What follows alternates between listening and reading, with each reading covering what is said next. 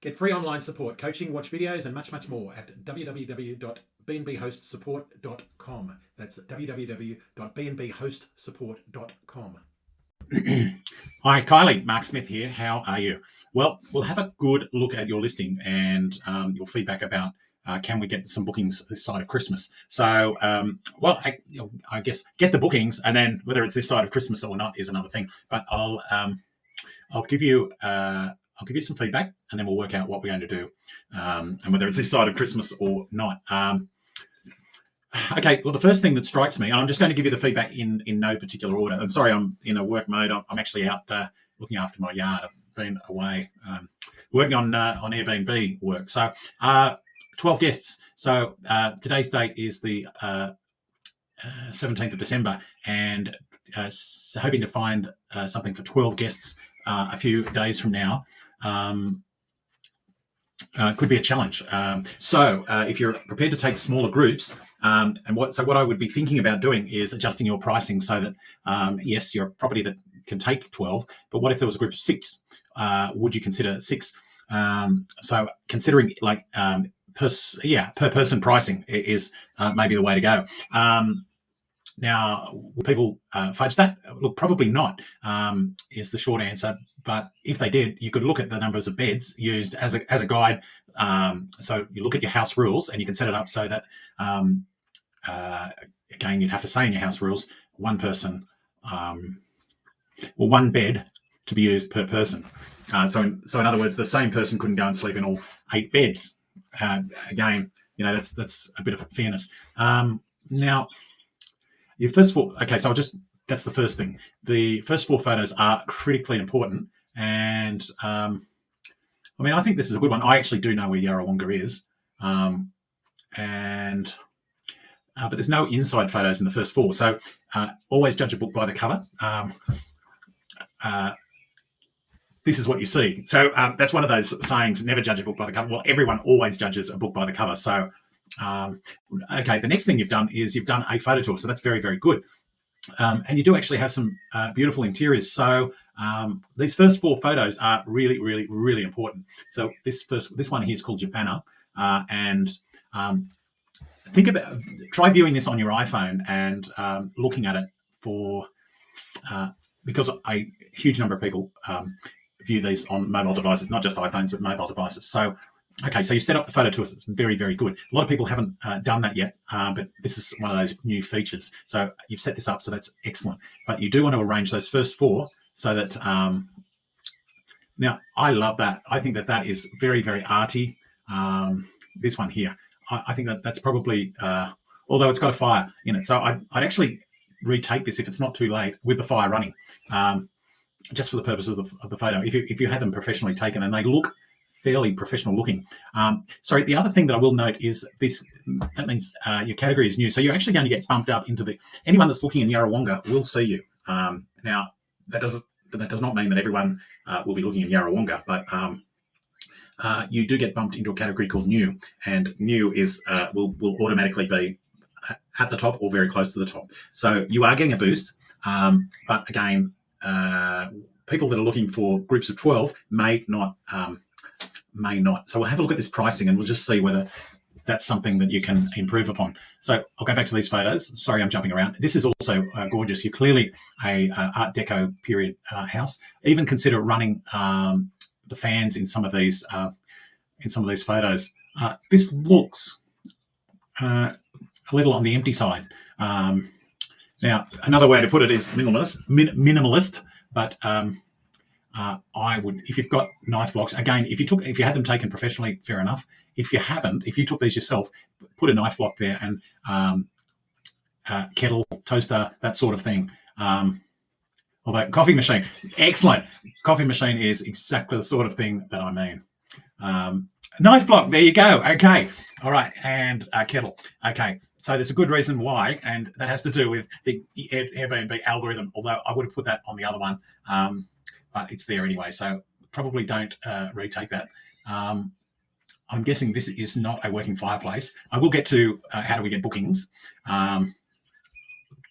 These doors, aren't they just beautiful? So air conditioning. Airbnb's algorithm intelligently looks at these photos and says, you've got air conditioning, you've got ceiling fans. It doesn't know Art Deco, probably, is my guess. But this is actually very nice. You can take these with the lamps on, and that adds to the mood. And I mean, the styling's very, very nice. Yes, that's lovely. I think I would have this somewhere in one of your first 4 photos. So the lighting's very good. The only thing you could do is have the lamps on. Not that it needs it for light, but for mood. So again, I think your styling's very nice. Yes, you've got lots of beds. So this is obviously a 4-person room. So my guess is if you've got 2 2 queens, there must be a 4th bedroom. So in these photos, you need to put captions. Again, you might think, well, how's this got to do with getting bookings? The Airbnb, I'll send you a link on why you need to have those, but you do need to have them. You provide towels, by the way. So I don't see that in any of the photos. So look, your bathrooms and everything look very, very, very nice. I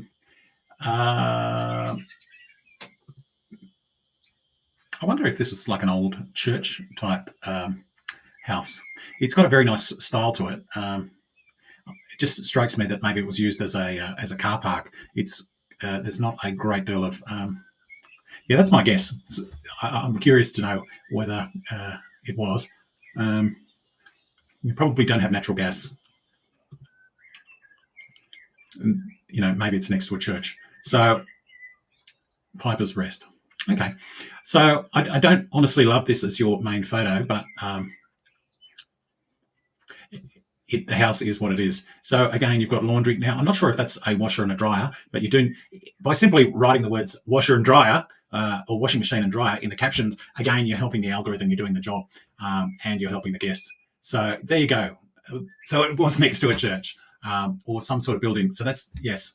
Okay, it's a beautiful style.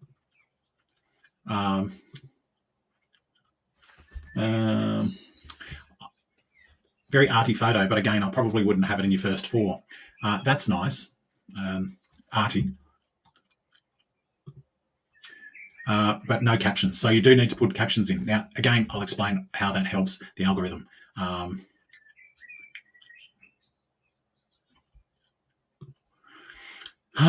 Let's have a look at let's have a look at 5-night minimum. All right.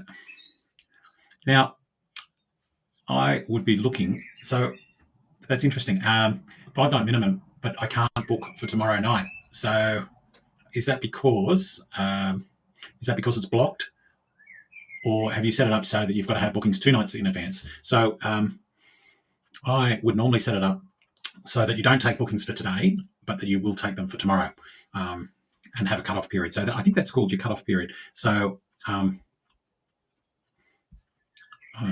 just going to expand this. This is your cutoff period. So I think your cutoff period is too small, if that's the case. Now, I would think people would, so again, play around with this in your minimum stays. I would think that people would book from just before Christmas, say the 21st, 22nd, something like that. I would look at a 4-night minimum.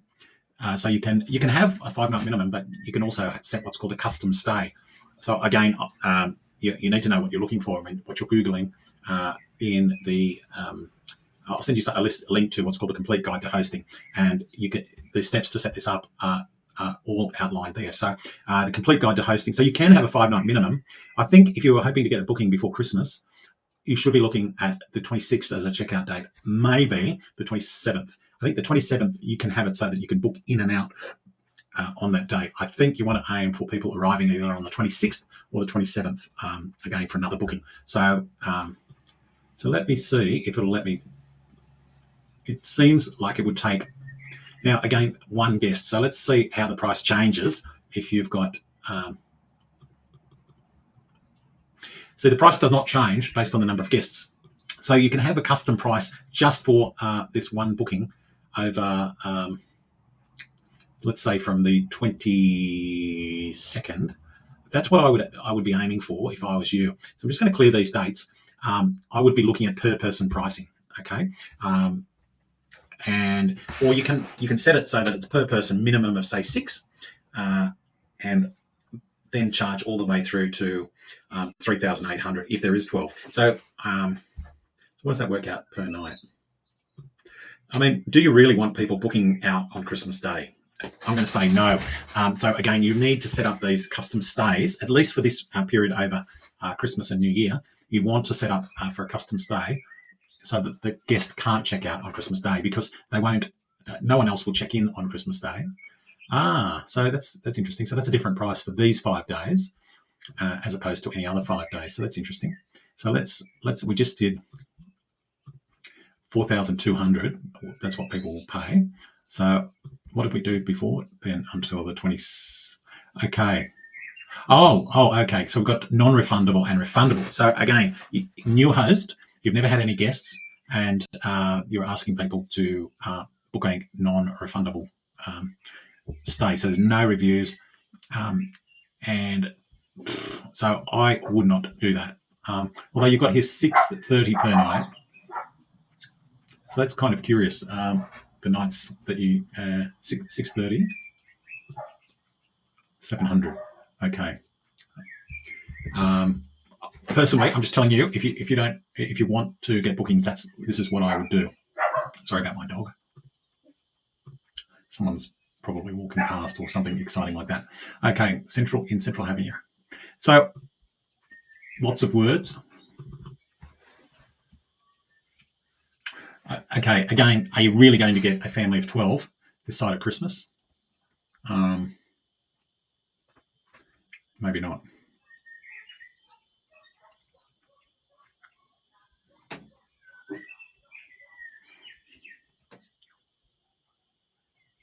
Why must the guest be over 28 years of age? I'm guessing that's got something to do with parties, or no parties and camping. There you go. But I'm not sure I understand the must be over 28. I mean, I get people that are under 28 that have had 20 stays and they're all 5 stars. Would we not take those? Again, I think you can fix the minimum of 12 with your house rules, because you don't want people to use all 8 beds, and that costs you more money. You can also see from the numbers of towels that people use. So think about the towel usage in your house rules. You've got here Wi-Fi, but you really should do a Wi-Fi speed test. So there's Wi-Fi and there's Wi-Fi. And I was just away overseas, as a matter of fact. I stayed in a place and the Wi-Fi was intermittent. Like it was, sometimes there was 50 and then sometimes it was lagging. So I do a speed check, and the place to do that is in your app. Go to facilities, go to listing, then facilities, and under Wi-Fi, there's an opportunity for you to do a speed test. So if you've got fast speed, then use it. Another thing that gives you a ranking boost, there's the new, but there's also this one here, carbon monoxide alarm. So I'll send you a link to a carbon monoxide alarm. It does give you a speed, not a speed boost, a ranking search boost. So that's something. Security cameras on the property. I'm not sure. I'm not sure the reason for that. Free washer, free dryer. Okay, good. Bed linen, extra pillows and blankets.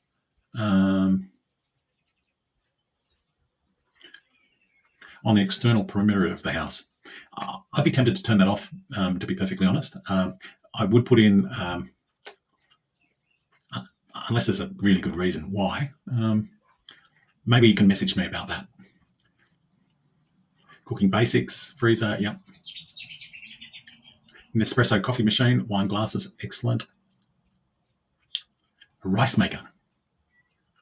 So it does look like are you pet friendly? Did I see that? If you are pet friendly, I would.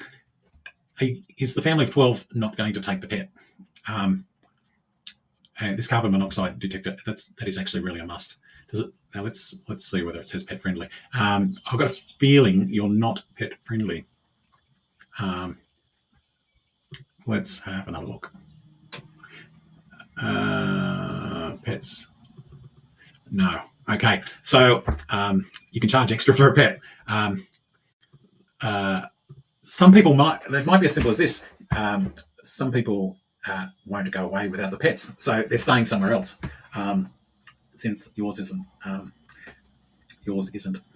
Now you can do things. I mean, you haven't got loads of grass. Their feet aren't necessarily going to get wet. You've got timber floors. Yes, you do have lovely linen, but you can insist that pet owners bring BYO blankets, a throw rug for the pet. Pets do sleep on beds, that's for sure.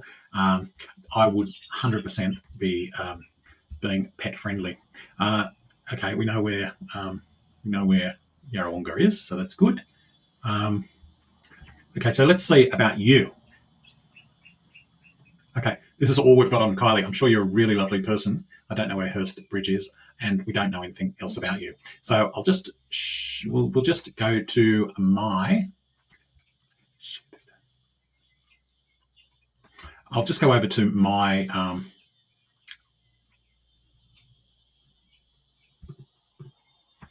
I'll go over to my profile and I'll show you what profiles can look like.